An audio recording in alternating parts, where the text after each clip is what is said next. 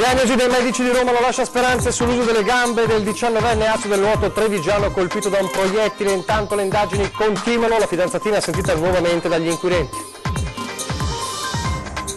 La famiglia, il mondo sportivo, la comunità e il dolore per l'esito degli esami, ma confidiamo in un miracolo. Sabato veglia di preghiera a Morgano. 2 studenti universitari di Conegliano denunciati dalla Guardia di Finanza coltivavano marijuana in cantina e la vendevano al coetaneo. Il blitz e la scoperta delle serre. In pensione dopo 30 anni alla squadra mobile di Treviso, una delle memorie storiche delle indagini antidroga, Loris Michelon, che sullo spaccio di oggi dice preoccupa la diffusione dell'eroina. 2 trevigiani di Godega e Vittorio Veneto tra i 7 arrestati da carabinieri e guardia forestali in un'operazione antibracconaggio in tutto il nord Italia. Attesa a giorni la svolta decisiva nel braccio di ferro tra Fondazione Casamarca e Camera di Commercio sul trasferimento da Piazza Borsa alla Piani, ma a dividere i contendenti ci sono quasi 10 milioni di euro. A Bruxelles la presentazione di Tune Veneto, la rete di multi-utility delle province di Treviso e Belluno.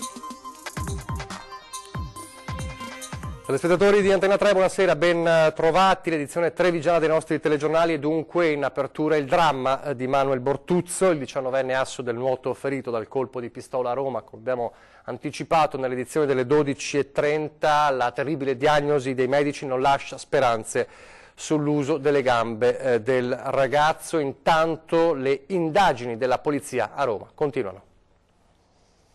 Alle 12:40 le parole che schiacciano come un masso enorme le speranze di tutti. Il professor Alberto Dell'Itala, direttore del Dipartimento di Neuroscienze del San Camillo di Roma, dà l'aggiornamento, il peggiore possibile. C'è una lesione midollare completa. Questo purtroppo vuol dire che al momento consideriamo che non possa esserci una ripresa funzionale del movimento delle gambe. Manuel Matteo Bortuzzo, 19 anni, stella in ascesa del nuoto, non camminerà più. La possibilità di riacquisto del movimento delle gambe, continua Dell'Itala, con le conoscenze mediche attuali non è possibile. Il gelo scende su Morgano, ma anche su Trieste, Mestre, Portogruaro, i luoghi e le città che sono più vicine a Manuel. Il gelo scende su tutto il mondo dello sport, il gelo scende sulla famiglia. Quel maledetto proiettile conficcato nella schiena, senza un motivo, in un luogo impensabile per un agguato. Nel posto sbagliato al momento sbagliato, questo è certo. Mio figlio non ha mai pensato di andare su un posto magari della Roma, non per no, è chiaro, una Roma bella e quindi un posto dove insomma si può passare anche una serata in pace, ecco. Questa è l'unica cosa che mi fa capire. E la sfacciataggine di sparare davanti a una pattuglia della polizia a 50 metri. Sono persone che non guardano in faccia niente a nessuno, ecco. Al momento l'ipotesi rimane quella dello scambio di persona. Si indaga negli ambienti della criminalità che gravita ad Acilia, anche tra le case popolari del quartiere nel quadrante sud di Roma, per risalire ai 2 uomini. A complicare il lavoro un clima di omertà diffuso. Chi ha premuto il grilletto potrebbe aver confuso Manuel con qualcuno che poco prima aveva preso parte a una violenta rissa nel pub, nell'altro lato della piazza. Alcuni dipendenti hanno raccontato che qualche protagonista della zuffa era già stato in quel locale in passato e aveva avuto un'altra lite. Tra loro potrebbe esserci anche qualche ex pugile. Tra le tante persone sentite e risentite in queste ore, intanto, anche la fidanzatina di Manuel Bortuzzo, Martina. Lei ha rischiato di prendersi anche lei la pallottola, perché 3 colpi sono partiti. Nel frattempo il bollettino medico non è finito. Non si può ancora sciogliere la prognosi, dice l'equipe che lo ha operato. I parametri cardiocircolatori sono stabili, è ancora sedato e sottoposto a ventilazione meccanica. Se il decorso continua senza complicanze, pensiamo nei prossimi giorni di tentare la riduzione della sedazione e un risveglio del ragazzo. Unica luce in uno scenario buio e fatto di rabbia. Vicenda allucinante, non siamo il Far West, ha commentato su Facebook il governatore Luca Zaia. Non devono passare questa legge e questi metodi. Chi ha sparato, togliendo a un giovane promettente la carriera sportiva a cui era avviato, dovrà pagare fino in fondo. Restano, infine, quelle parole, le parole di un papà che solo ieri, con forza enorme, guardava così al futuro. Quello che sarà affronteremo. Dunque la diagnosi shock dei medici, lo sconforto ovviamente di tutto il mondo sportivo, tanti i tweet, i messaggi, i post su Facebook di solidarietà dai campioni dello sport, del nuoto in particolare, i messaggi tantissimi di vicinanza alla famiglia sulle pagine Facebook del papà, della mamma, una comunità dunque che però crede ancora in un miracolo. Ci sarà una veglia di preghiera sabato a Morgano. Abbiamo raggiunto al telefono il sindaco di Morgano, Daniele Rostirolla. È una notizia che non ci aspettavamo e che non volevamo sentire sicuramente. però ho sentito anche la famiglia e con la forza magari anche della fede, chiamala come vuoi, crediamo che il miracolo possa accadere. Il padre mi diceva è ancora troppo presto, i medici logicamente devono essere scienziati e si misurano con i mezzi, strumenti a disposizione, però la speranza è l'ultima a morire, per cui vogliamo credere in un miracolo e nella speranza, perché un ragazzo forte, una famiglia determinata e altrettanto forte, la comunità si stringe assolutamente con altrettanta determinazione attorno a loro. Sabato sera voi vi riunite per un momento di preghiera. La proposta che ha fatto il parroco, sempre nel rispetto della volontà dei genitori e della famiglia, è quella di trovarci durante la messa del sabato sera e di avere un momento di un pensiero, sicuramente una preghiera, un momento di riflessione a favore di Manuel. Torniamo alla cronaca adesso dalla Marca trevigiana con il blitz della Guardia di Finanza che ha scoperto serre di marijuana, a coltivarle 2 studenti universitari di Conegliano. Studenti universitari affiancavano alle lezioni e alle ore in biblioteca una fiorente attività commerciale. Non si trattava però della classica vendita di libri o materiale informatico, ma di una organizzatissima attività di coltivazione di marijuana venduta soprattutto online ad altri studenti. L'indagine della Guardia di Finanza di Conegliano è partita proprio da alcuni ordini online di sostanza stupefacente da parte di un 22enne. Nel suo PC i militari delle Fiamme Gialle hanno scoperto riprese video di una serra dove veniva coltivata la marijuana. Sulla base di queste riprese, di quegli appostamenti fatti nei giorni precedenti, siamo quindi riusciti ad risalire ad un secondo appartamento intestato al secondo soggetto. Abbiamo scoperto che nella cantina di questo secondo soggetto i 2 ragazzi avevano coltivato oltre 100 piante di marijuana, alcune in fase vegetativa, altre già in fiorescenza, alcune già poste ad essiccare. Nell'abitazione di uno dei 2 giovani erano inoltre conservati una cinquantina di nuovi germogli, nonché sostanza stupefacente suddivisa in barattoli e bustine, pronta per l'utilizzo per un totale di 1,5 etti. Nella cantina la coltivazione era stata predisposta nel migliore dei modi, con lampade, ventilatori, apparecchiature per il controllo della temperatura e dell'umidità dell'aria. Per questo, altro elemento a destare sospetti, le bollette dell'elettricità erano di importi assai elevati. Quello che ci aveva insospettito e che ci ha permesso di arrivare alla cantina, oltre all'acquisto online dei semi, erano anche le bollette di energia elettrica che presentavano negli ultimi mesi un consumo abnorme di energia elettrica per varie centinaia di euro, che ci hanno fatto appunto capire che probabilmente quella segnalazione di acquisto online di semi aveva un effettivo risvolto pratico e ci avrebbe portato, come poi è stato, appunto a trovare una vera e propria coltivazione di marijuana. Il locale è stato sequestrato e i 2 studenti, entrambi incensurati, sono stati denunciati. E di ragazzini spacciatori, di genitori in difficoltà, di storie estreme, ne ha incrociate molte nella sua carriera, nella sua lunga carriera, una delle memorie storiche della polizia trevigiana in pensione da pochi giorni. 30 anni alla squadra mobile di Treviso, lui che la divisa di poliziotto l'ha indossata per la prima volta al servizio di leva. Neanche sapevo, racconta oggi, cosa significava. Lascia alla questura un investigatore storico per la Marca, il sostituto commissario Loris Michelon, per decenni in prima linea nel contrasto allo spaccio di droga. Il caso Mefedrone, la droga sintetica scoperta e catalogata per prima proprio a Treviso, la prima indagine che nomina per raccontare questa lunga cavalcata. E poi i 500 kg di marijuana scoperti in una palazzina di via Don Milani nel 2014. Siamo partiti da un genitore che ha chiesto aiuto per un figlio che di notte ha avuto una problematica seria. Abbiamo scoperchiato una situazione, ci siamo trovati il laboratorio chimico a Treviso, che era la famosa indagine del mefedrone e quant'altro. Poi ci sono stati i sequestri, parlo del sequestro più grande che è stato fatto di marijuana su Treviso, che è quello dove non ci aspettavamo un'indagine che portasse a un sequestro di 500 kg di marijuana. Ci sono stati anche qualche indagine su omicidi, tipo quello dell'omicidio Schilacci di Conegliano. Genitori con figli consumatori di stupefacenti, ragazzini trasformati in spacciatori, di storie come queste ne ha incrociate tante. C'erano persone che si presentavano solamente per ottenere un consiglio o per capire un attimo come potevano approcciare con il figlio, che avendo una famiglia anche ti metti dalla parte del papà e della mamma. Ha visto cambiare profondamente il fenomeno droga in questi 30 anni. Attualmente c'è un parte delle droghe sintetiche c'è il problema del discorso sia della marijuana ma anche dell'eroina gialla che sta prendendo molto piede, o l'eroina in genere insomma. Per intercettare il disagio di un figlio c'è una sola ricetta, dice. Quando il figlio non ha nessun interesse, tipo uno sport, un hobby e la scuola, secondo me là bisognerebbe stare un attimo attenti dove sono gli interessi del figlio. Ora, conclude, vuole dedicare alla moglie e ai 2 figli il tempo che lavorando ha tolto loro e godersi il nipotino in arrivo. Sono stato contento, la polizia mi ha dato tanto, ho dato anch'io tanto alla polizia, penso che ho dato tanto, ho avuto un grande gruppo, perché la squadra è la cosa più importante che c'è. Se non c'è la squadra non si va da nessuna parte.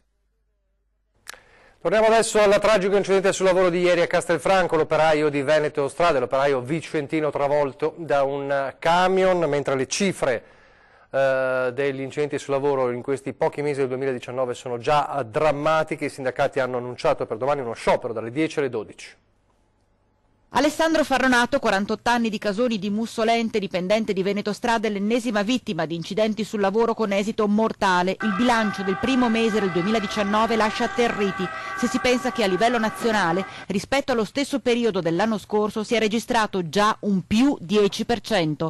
L'operaio stava lavorando lungo la provinciale 308, la strada perresana che congiunge la regionale 53 alla statale del Santo, in comune di Castelfranco Veneto, quando un camion l'ha travolto.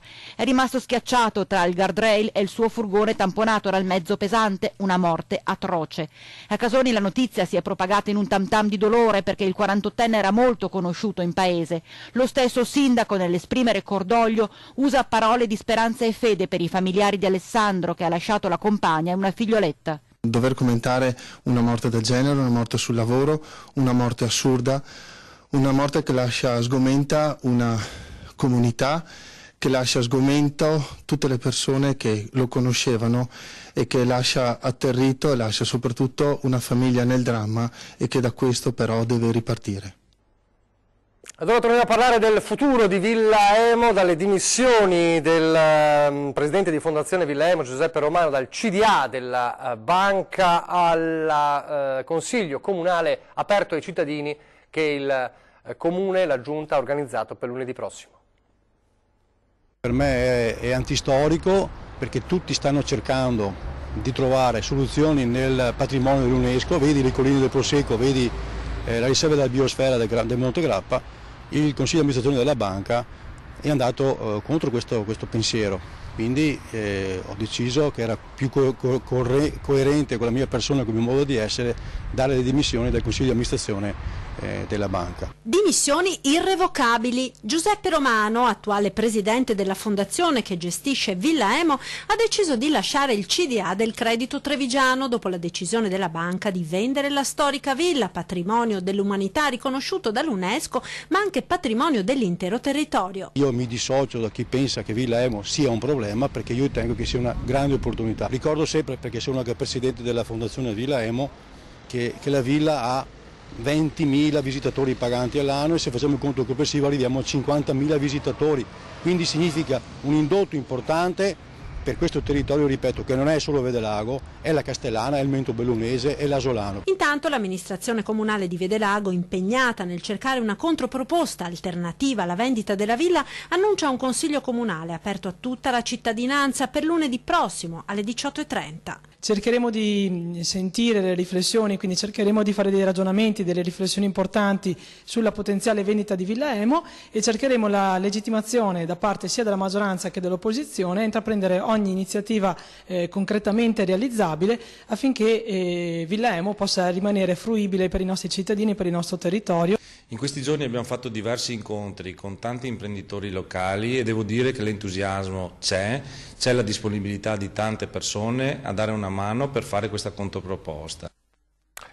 Adesso il contenzioso tra la Fondazione Cassamarca e la Camera di Commercio per lo spostamento di quest'ultima alla Piani sarebbe ormai prossima, a detta dei protagonisti, la svolta decisiva. Sì, questo è vero. Questione di giorni avremo la fine di questo contenzioso. O bene o da una parte o dall'altra, ossia o si rimane qua o si va dall'altra parte. Braccio di ferro tra Fondazione Cassamarca e Camera di Commercio per il trasferimento di quest'ultima da Piazza Borsa alla Piani. Per il presidente Mario Pozza il contenzioso, che va avanti da anni, sarebbe ormai prossimo a una svolta. Il cambio ai vertici di Caspineda ha dato nuovo ossigeno alla trattativa che prosegue da tempo, anche se nelle aule di tribunale. Negli ultimi giorni c'è stato uno scambio che potrebbe essere decisivo, con Fondazione che chiede per l'acquisto del palazzo di Piazza delle Istituzioni 38 milioni di euro e Camera di Commercio che ribatte offrendone poco più di 29, parcheggi compresi. I rapporti sono continuativi, noi nei giorni scorsi abbiamo presentato una nostra disponibilità, con una lettera abbiamo inviato alla Fondazione la nostra proposta, adesso attendiamo dalla Fondazione la loro risposta a quanto noi abbiamo dato come disponibilità per trovare una soluzione insomma, a questo problema. Ecco. A breve avremo la risposta, dopo la fiducia indubbiamente c'è, è reciproca, adesso vediamo come si concretizza. Insomma, ecco.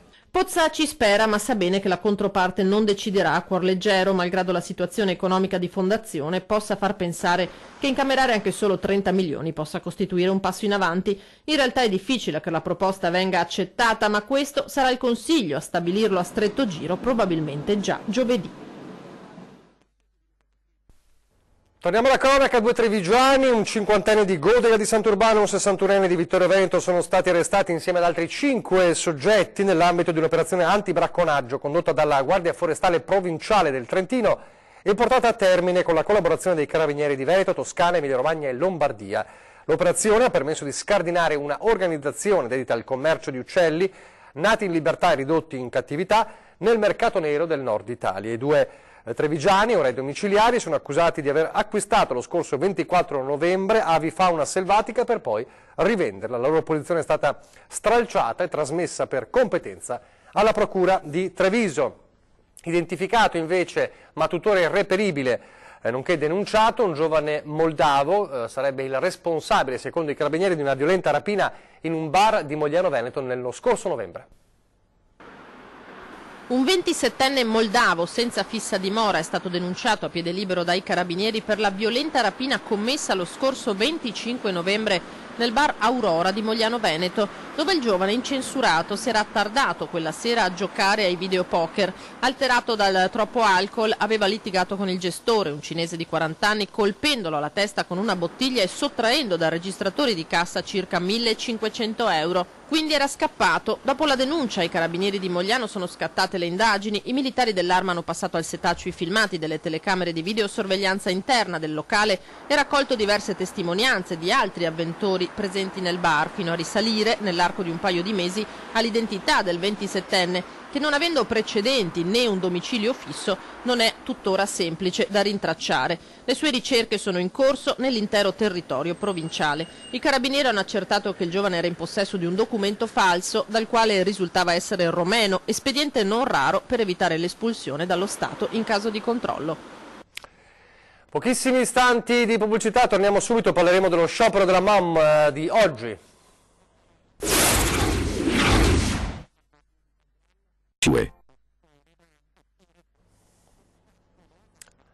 Rieccoci di nuovo in diretta. Dunque oggi nuovo sciopero degli autisti MOM, un autista su 5 ha aderito alla mobilitazione, dall'azienda di trasporto però ribadiscono piena disponibilità a trattare.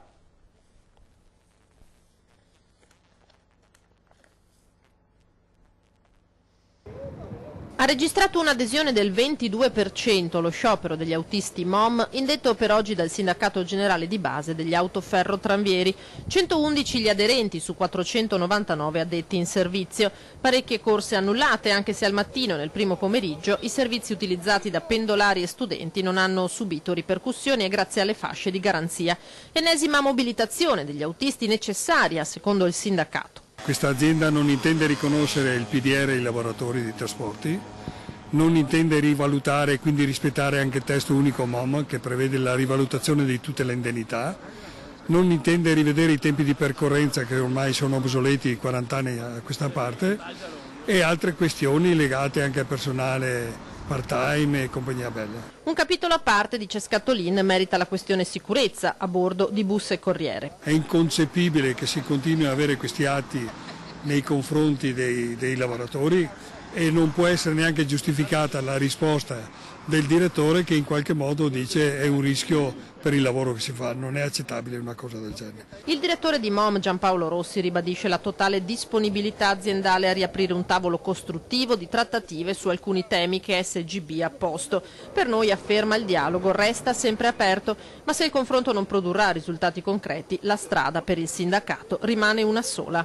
Voi proseguirete con la mobilitazione? Assolutamente sì, purtroppo se da parte aziendale e dell'amministrazione non ci saranno degli atti concreti è evidente che noi dovremo proseguire in questa lotta. Noi ieri sera abbiamo fatto un'assemblea con i lavoratori ed è emerso, al di là dopo dell'adesione, è emerso che c'è un malcontento più in generale dei lavoratori, che qualcuno riesce a sfogare attraverso lo sciopero, altri magari non hanno ancora questa capacità, però il malcontento è generale. E adesso facciamo un salto, o meglio un volo a Bruxelles, dove c'è stata oggi la presentazione di Tune Veneto, la rete di multi-utility delle province di Treviso e Belluno. Il commissario europeo ha detto ancora qualche anno fa chiaramente: mettetevi assieme perché i contributi della comunità europea andranno dirottati a quei territori dove le società si metteranno assieme. Detto, fatto, il Veneto è una delle prime regioni a sintonizzarsi sulla lunghezza d'onda dettata dall'Europa, l'associazione tra imprese dello stesso territorio. Oggi a Bruxelles la presentazione ufficiale di Tune Veneto, acronimo che sta per Territory Utilities Network, vale a dire la rete di multi-utility delle province di Treviso e Belluno. Importanti realtà dei servizi, dei trasporti e dell'energia come Ascotrade, capofila del progetto, ATS, Contarina, Safno, MOM e altri. Parola d'ordine: fare sistema. Se dovessimo racchiuderlo in uno slogan diremmo che da soli si fa prima, assieme si fa più strada. È l'ottica di fare questo percorso assieme, è l'ottica dell'economia di scala, ma soprattutto in testa direi è la visione di dare servizi ai cittadini, di non essere l'ufficio complicazioni e affari semplici. La sfida da vincere da qui ai prossimi 30 anni è quella energetica. Per farlo diventa fondamentale organizzare i servizi del territorio, inseguendo le giuste sinergie tra pubblico e privato. Un matrimonio tra imprese che, si spera, porterà vantaggi anche e soprattutto al cittadino, sia in termini di risparmio che di accesso semplificato ai servizi. Sarà un cambio di paradigma totale, per cui l'energia sarà quella del sole sicuramente, ma già i primi messaggi ci arrivano oggi con la mobilità elettrica. Pensiamo ad esempio ai big data, che sono strumenti che oggi sono in mano ai grossi colossi, penso a Google, penso ad Amazon, e invece potrebbero essere gestiti da questa società, portando dei vantaggi economici sia alle società, ancora una volta, sia ai cittadini. A proposito di energia, ma non solo, parliamo anche di smog. Come sapete, lo smog non è solo un fattore legato alle auto, ma anche alle caldaie, alle vecchie caldaie. Allora il Comune di Treviso decide di prorogare gli eco-incentivi con contributi a fondo perduto per l'acquisto di caldaie di ultima generazione. È uno sforzo immane del nostro comune per andare verso quello che è la sostenibilità ambientale. Speriamo di avere il massimo dell'attrattiva verso chiunque voglia cambiare le caldaie per avere una Treviso sempre più ecologica e sempre più pulita. Lotta alle emissioni di inquinanti nell'aria. Il Comune di Treviso ha deciso di confermare anche per il 2019 gli incentivi a fondo perduto per l'acquisto di caldaie di nuova generazione. Dei 200.000 euro stanziati lo scorso dicembre ne verranno utilizzati per il momento soltanto poco meno di 23.000, visto che sono state solo 32 le richieste giunte a Cassugana, complice anche il poco tempo a disposizione per presentare la documentazione, visto che il bando scadeva a fine anno. Di qui la decisione di prorogarlo per tutto il 2019 con la somma residua. A disposizione oltre 177.000 euro. 10.000 sono riservati alle bici a pedalata assistita, il resto andrà alle caldaie, con contributi maggiori per la sostituzione degli impianti più vecchi ed inquinanti. Per aumentare quello che è la riduzione dell'impatto ambientale delle emissioni in atmosfera abbiamo deciso di premiare chi più inquina, quindi chi più inquina otterrà maggiori sovvenzionamenti dal Comune, e tutto questo sulla parte al netto delle già esistenti sovvenzioni statali pubbliche che consentono la detrazione fiscale. Possono presentare domanda per gli impianti termici autonomi, proprietari, affittuari ed usufruttuari dell'immobile destinato ad uso residenziale o ad attività produttiva. Per i condomini con impianto centralizzato dovrà invece attivarsi l'amministratore. Secondo me in 2-3 anni potremo avere una riduzione sostanziale di quelle che sono le problematiche maggiori che sono derivanti dalle caldaie a gasolio. In chiusura una buona notizia per il turismo della Marca, come l'assegnazione del primato di Borgo Italiano di Eccellenza a Cison di Valmarino. Il prestigioso riconoscimento è stato assegnato proprio oggi dal Touring Club Italiano, che dal 1998 seleziona, certifica e promuove il patrimonio culturale e storico italiano. La bandiera arancione, simbolo del primato, è la nona in Veneto, la terza in provincia di Treviso, dopo quelle di Asolo e Porto Buffolei. Il borgo di Cison, si legge nel comunicato del Touring Club, è un paese ricco di bellezze storiche e artistiche che si uniscono a una natura incontaminata da ripercorrere a piedi, in bicicletta e a cavallo, come dare torto al Touring Club Italiano. Siamo in chiusura, vi ricordo 20:10 fra pochissimo, una puntata tutta trevigiana perché avremo con noi il primo cittadino di Treviso, Mario Conte, tutte le novità dal Comune di Treviso e i dibattiti di questi giorni insieme a Ferdinando Varino. È davvero tutto, vi lascio alle previsioni del tempo, grazie per averci seguito, arrivederci.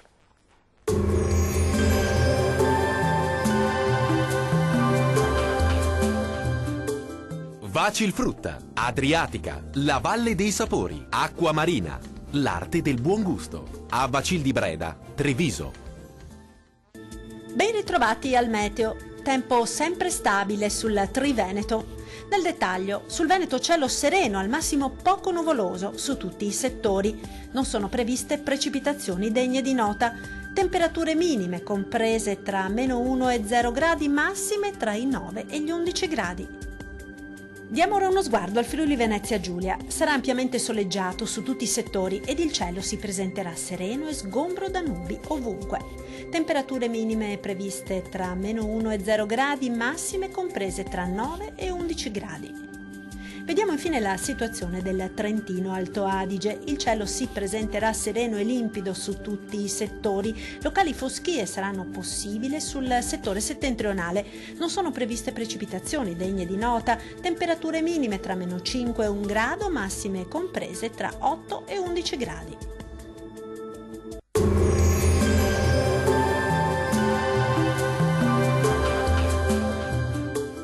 Vacilfrutta, Adriatica, la Valle dei Sapori, Acqua Marina, l'arte del buon gusto, a Bacil di Breda, Treviso.